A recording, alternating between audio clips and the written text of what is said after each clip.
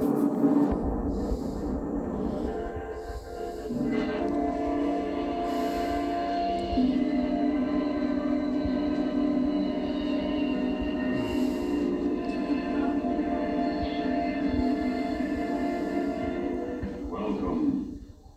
to the famous Salem Witch Museum. We are going to show you the witchcraft trials which took place in Salem Village in 1692. Do you believe in witches? Millions of your ancestors did. Worship of the powers of evil, the forces behind storm and sickness and drought and death was man's first religion, and the witch was its priestess. Long after Christianity had come, it survived in secret. On the witches' Sabbath, the covens of 13 would gather round their magic 9-foot circle. A fire would be lit beneath the cauldron. The scourge and pentacle athame, a black-handled sacrificial knife would appear, and the ancient ritual invoking the evil would begin. To the good folk of Salem in 1692, the devil and witchcraft were realities. They could hear him in the howling of wolves, in the creaking of an old house on a winter's night. They lived in dread of the Indians, of diseases such as smallpox, which kill their children without reason, of the own government in England even, which had threatened to take away their lands and their charter. Fear was the climate of their lives. And for hours every Sunday, their ministers warned them against the devil,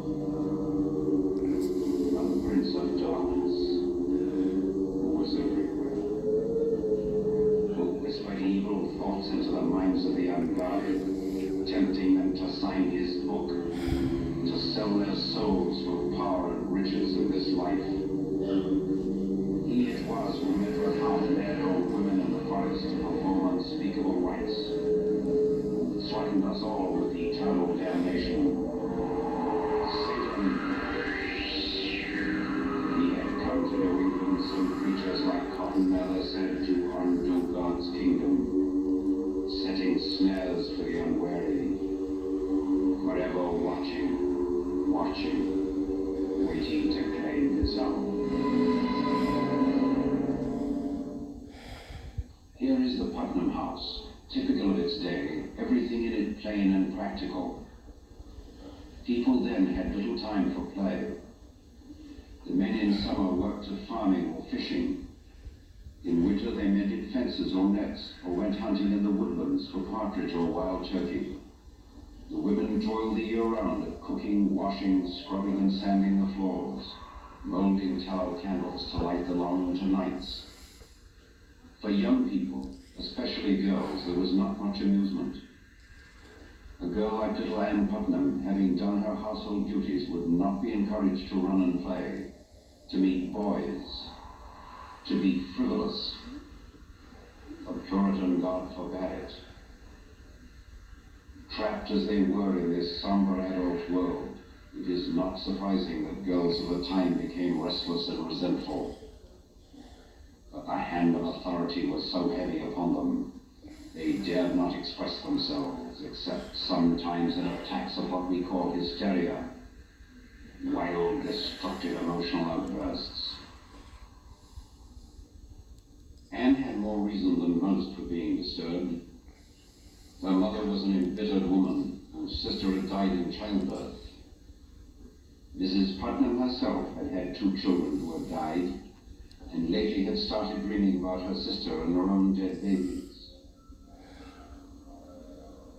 It seems that in her distraction, Mrs. Putnam considered turning away from her God and trying to contact the dead by forbidden means. And in this little Anne was to be her helpmate. For Anne was one of a circle of girls who had begun to meet quite regularly in the house of the Reverend Samuel Parris. The center of these meetings was old Tituba, a black woman whom Parris had brought back as his servant from Barbados. To amuse the girls, Tituba told them stories or showed them tricks and scraps of magic, some of which had probably come over with her ancestors in the slave ships from Africa. Anne's mother may have thought to use Tituba as her means of communing with the dead, but things shortly took a very different turn. Poor innocent Tituba. Little did she imagine that the tale she told to pass a winter's afternoon would soon be used against her. Nor could she have guessed that the terrible suspicions at first concentrated upon her would spread to involve so many, many others. The very fact that her circle met in the house of a minister made the girls all the more guilty about what they were doing. From playing at witchcraft, they would come to believe themselves bewitched, and shortly be laying the blame for their condition upon others. An explosion was coming.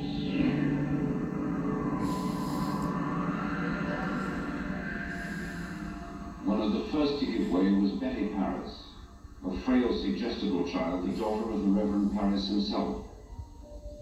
She began to fall into trance-like states, her eyes fixed, her body rigid.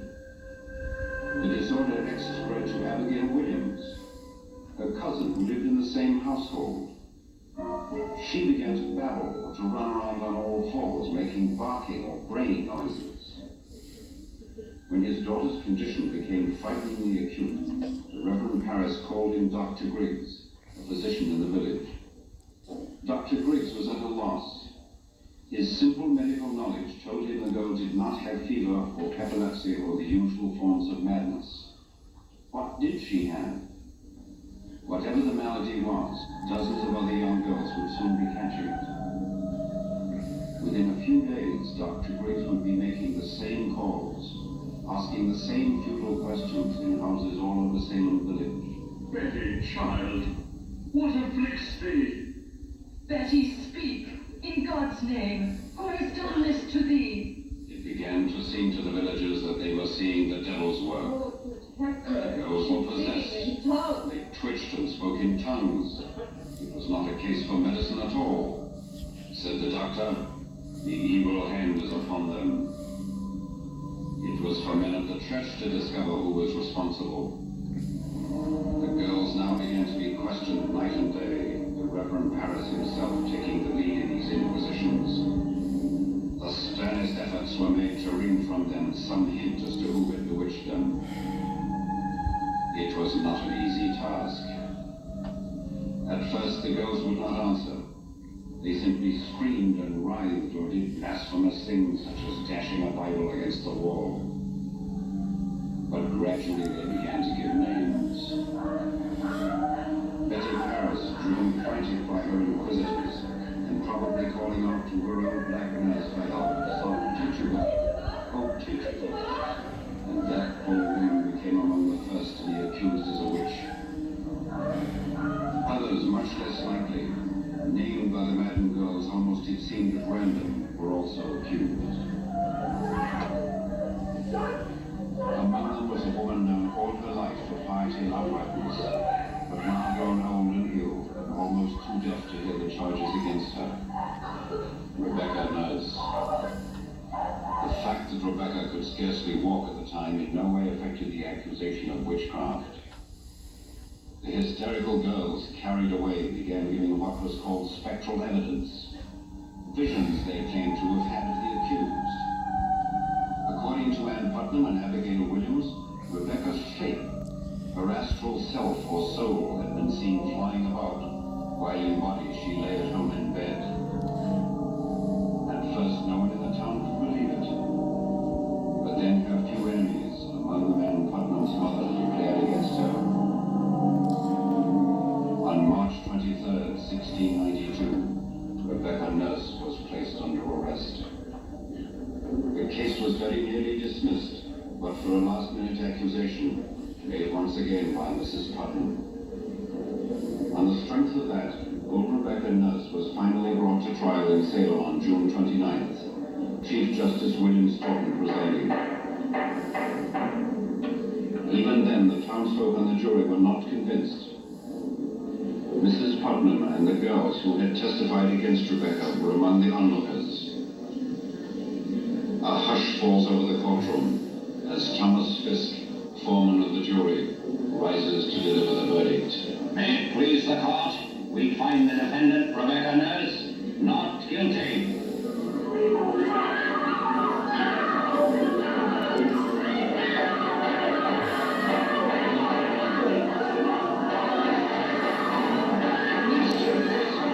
I must ask that you and your fellow jurors reconsider your verdict. Rebecca was cross-examined again about a remark she had made earlier in the trial.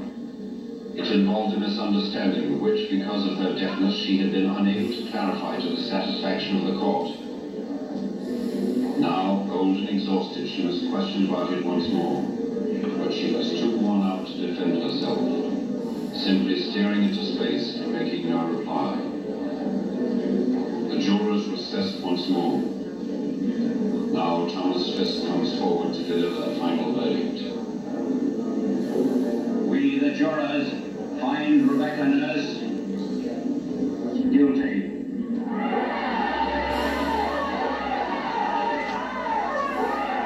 So the law put itself at the disposal of this gathering madness. Before it was done, 19 would hang. Another, Giles Corey, would die a still more horrible death. And hundreds all over New England would be sent to jail, some for up to 7 years, languishing forgotten, long after the obsession with witchcraft had died away.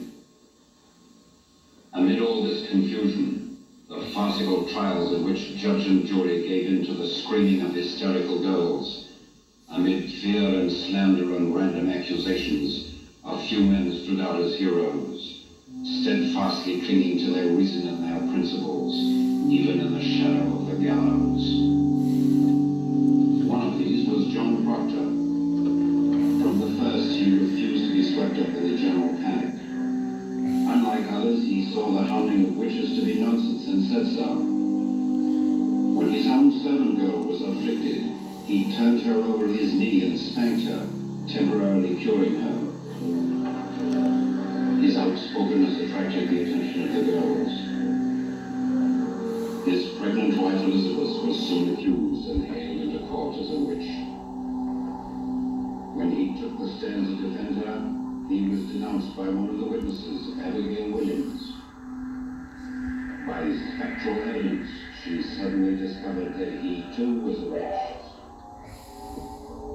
And the other girls at once joined in. Many people signed a petition on his behalf, but it was no use. In August 1692, this brave man and his wife were condemned and sent to jail. John's prophecy was coming true. The girls, he had said, will make devils of us all.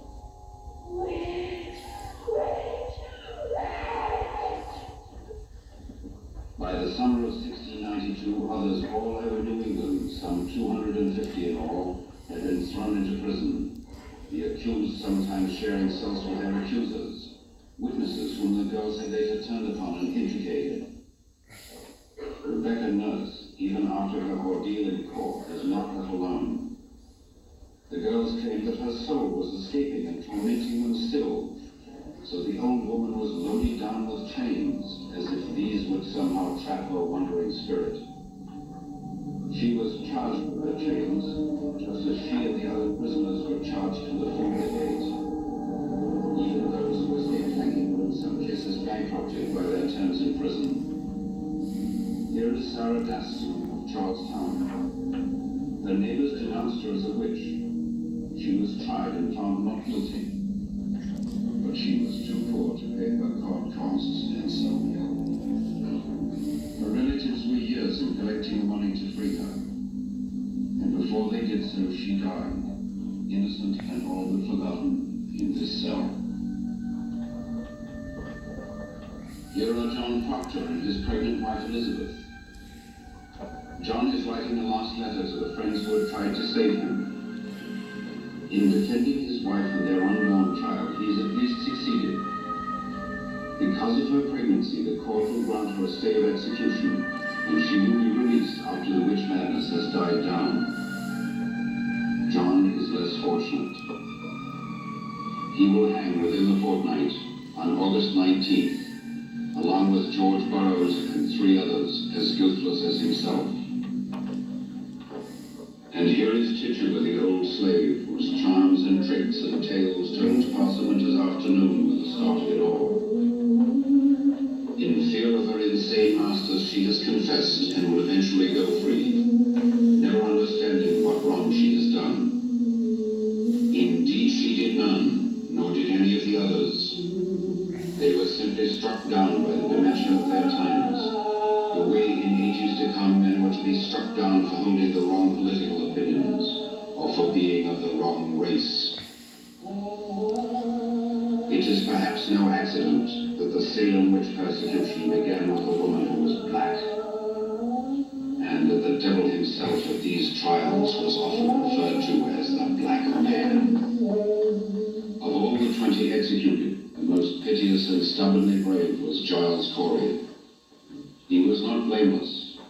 He had believed in witches and even testified against his own wife. He was then accused himself.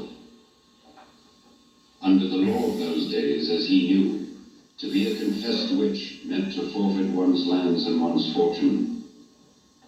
Giles Corey determined to protect his heirs by never uttering a word in court. He was therefore condemned to the medieval torture of pressing, in which heavier and heavier weights were piled upon a man's chest, until he either confessed or was crushed to death when his rib cage collapsed. Corey, a man of enormous strength, never gave in to his tormentors. Giles Corey, wilt thou not speak and say yea or nay in thy behalf?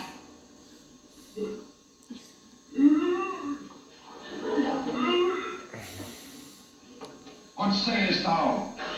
Speak!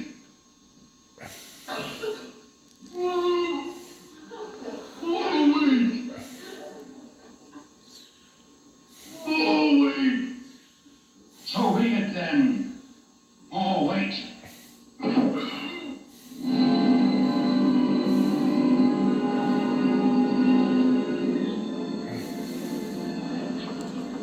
Others were more fortunate. They merely went to Gallows Hill. Among these was the Reverend George Burroughs, who was hanged on the same day as John Proctor. Burroughs, a former minister in Salem village, had been arrested and brought back from Maine. His execution was presided over by Cotton Mather, who had come from Boston for the occasion. It was thought in those days that a witch could not recite the Lord's Prayer without a stake. On the gallows, Burroughs gave this final proof of his innocence. And forgive us our trespasses, as we forgive those who trespass against us. Lead us not into temptation, but deliver us from evil. For thine is the kingdom, the power, and the glory forever and ever.